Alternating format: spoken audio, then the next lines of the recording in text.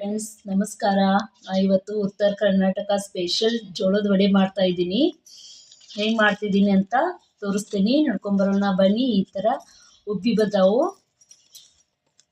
ಈಗ ಮಾಡ್ತೀನಿ, ನೋಡೋಣ ಬನ್ನಿ. ನೋಡಿ ಫ್ರೆಂಡ್ಸ್, ಈಗ ಅರ್ಧ ಕಪ್ಪು ಉದ್ದಿನಬೇಳೆ ತೊಗೊಂಡೀನಿ. ಸ್ವಲ್ಪ ಮೆಂತ್ಯಕಾಳು ಒಂದು ಸ್ಪೂನದಷ್ಟು ಐತಿದು. ಇವನ್ನ ಎರಡು ನೆನೆ ಹಾಕ್ತೀನಿ ನಾನೀಗ. ತಾಸು ನಾನು ನೆನೆ ಇಟ್ಟಿದ್ದೆ ಇವನ್ನ. ಈಗ ಇವನ್ನ ಸ್ವಲ್ಪ ಮಿಕ್ಸರ್ ಜಾರಿಗೆ ಹಾಕೋತೀನಿ. ಫ್ರೆಂಡ್ಸ್, ಈಗ ಉದ್ದಿನಬೇಳೆ ಮೆಂತ್ಯಕಾಳು ನೆನೆಸಿಟ್ಕೊಂಡಿದ್ನೆಲ್ಲ ಆಗಲೇ ಇದನ್ನು ಮಿಕ್ಸರ್ ಜಾರಿಗೆ ಹಾಕ್ಕೊಂಡೇನಿ. ಈಗ ಸ್ವಲ್ಪ ಕೊತ್ತಂಬರಿ ಹಾಕೋತೀನಿ, ಇಷ್ಟು ಬೆಳ್ಳುಳ್ಳಿ ಹಾಕೋತಾ ಇದ್ದೀನಿ, ಸ್ವಲ್ಪ ಶುಂಠಿ ಹಾಕೋತಾ ಇದ್ದೀನಿ, ಸ್ವಲ್ಪ ಕರಿಬೇವು ಹಾಕೋತಾ ಇದ್ದೀನಿ, ಸ್ವಲ್ಪ ಜೀರಿಗೆ ಹಾಕೋತಾ ಇದ್ದೀನಿ. ಈಗ ಇದನ್ನು ಸಣ್ಣಗೆ ರುಬ್ಕೊಂಡು ಬರೋಣ. ಇದು 1 ಕಪ್ನಷ್ಟು ಗೋಧಿ ಹಿಟ್ಟಿದೆ, ಇದನ್ನು ಹಾಕೋತೀನಿ. ಇದು ಅರ್ಧ ಕಪ್ಪಷ್ಟು ಜೋಳದ ಹಿಟ್ಟಿದೆ, ಇದನ್ನು ಹಾಕೋತಾ ಇದ್ದೀನಿ.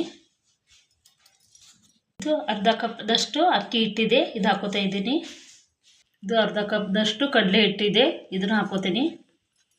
ಈಗ ಎಲ್ಲ ಸಾಣಿಗೆ ಹಾಕೋತಾ ಇದ್ದೀನಿ. ಇದನ್ನು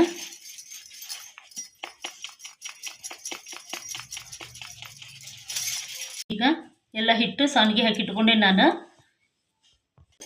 ಹಸಿಮೆಣಸಿನ್ಕಾಯಿ ಚಟ್ನಿ ಇದನ್ನು ಹಾಕೋತಾ ಇದ್ದೀನಿ. ಈಗ ರುಚಿಗೆ ತಕ್ಕಷ್ಟು ಉಪ್ಪು ಹಾಕ್ಕೊಳ್ಳೋಣ. ಅರಿಶಿನ ಪುಡಿ ಹಾಕೋತಾ ಇದ್ದೀನಿ.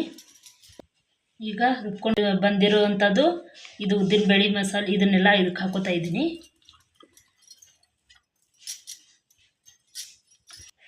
ಈಗ ಎಲ್ಲ ಪೇಸ್ಟ್ ಹಾಕಿದ್ದೀನಿ. ಈಗ ಸ್ವಲ್ಪ ಮಿಕ್ಸ್ ಮಾಡ್ಕೋತೀನಿ. ತುಂಬ ರುಚಿಯಾಗುತ್ತೆ ಫ್ರೆಂಡ್ಸ್. ಇದು ನೀವು ಒಂದ್ಸರಿ ಮನೆಯಲ್ಲಿ ಟ್ರೈ ಮಾಡಿ.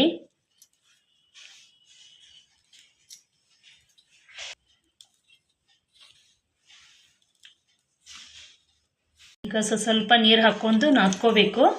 ಸ್ವಲ್ಪ ಗಟ್ಟಿ ಹಂಗೆ ನಾದ್ಕೋಬೇಕು ಇದು ಫ್ರೆಂಡ್ಸ್. ಇದು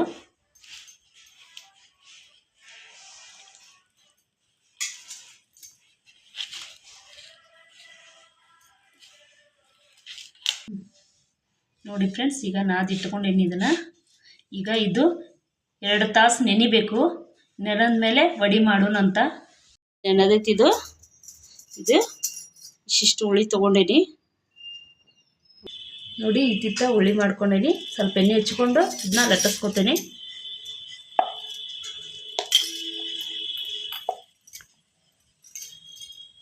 ಇಷ್ಟಿಷ್ಟು ಲಟ್ಟಿಸ್ಕೊಂಡೇನಿ.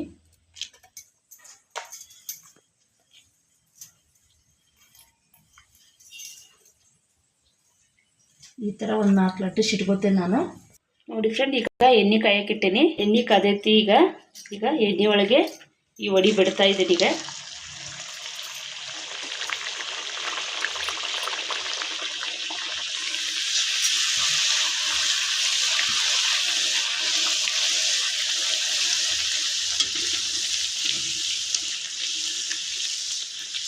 ನೋಡಿ ಫ್ರೆಂಡ್, ಎಷ್ಟು ಚಂದ ಉಪ್ಪಿ ಬರ್ತಾ ಇದ್ದಾವೆ ಇವು.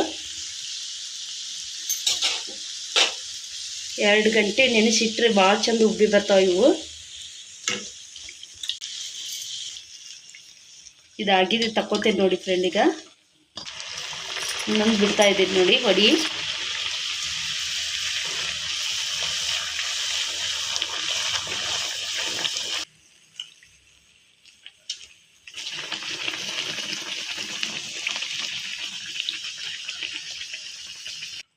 ನೋಡಿ ಫ್ರೆಂಡ್ಸ್, ತಕ್ಕೋತಾ ಇದ್ದೀನಿ ಈಗ. ನೋಡಿ ಫ್ರೆಂಡ್ಸ್, ಈಗ ರೆಡಿಯಾಗ್ಯಾವು ಜೋಳದ ವಡಿ. ಬಿಸಿ ಬಿಸಿವು.